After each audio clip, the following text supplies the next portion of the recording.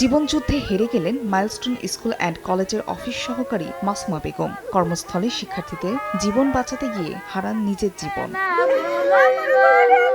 শনিবার রাতে মাসুমার মরদেহ গ্রামের বাড়ি ভোলার বোরহানউদ্দিনে পৌঁছালে সৃষ্টি হয় হৃদয় বিদারক দৃশ্যের। স্বজন ও এলাকাবাসীর আহাজারিতে ভারী হয়ে ওঠে পরিবেশ। রোববার সকালে মাসুমা বেগমের জানাজা শেষে লাশ দাফন করা হয়। মাইলস্টোন ট্র্যাজেডিতে অগ্নিদগ্ধ হওয়ার 5 দিন মৃত্যুর সঙ্গে লড়াই করে শনিবার সকালে ঢাকার জাতীয় বার্ন ও প্লাস্টিক সার্জারি ইনস্টিটিউটে চিকিৎসাধীন অবস্থায় মারা যান মাসুমা।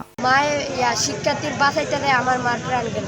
এগো কিছু নাই যে এক করে জায়গা জমিন বেচিয়া ওনা করে যে এই একটা ঘর উঠে দিব এমন কিছু। এখন হ্যাঁ মারা গেছে, যদি সরকারিভাবে কোনো অনুদান পায় তাতে এই ইউনিভার্সিটি করতে পারে।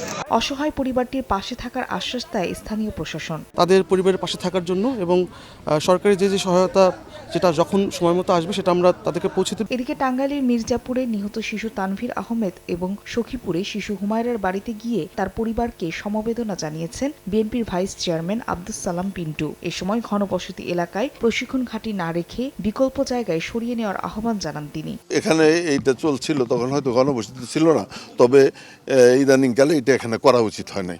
এটা তো মধুপুর আছে, বিভিন্ন জায়গায় আছে, তারা সেখানে করতে পারতো। নিহতের পরিবারের সঙ্গে কুশল বিনিময় শেষে কবর জিয়ারত করা হয়। ফাহরিয়া ফারজানা, সময় সংবাদ।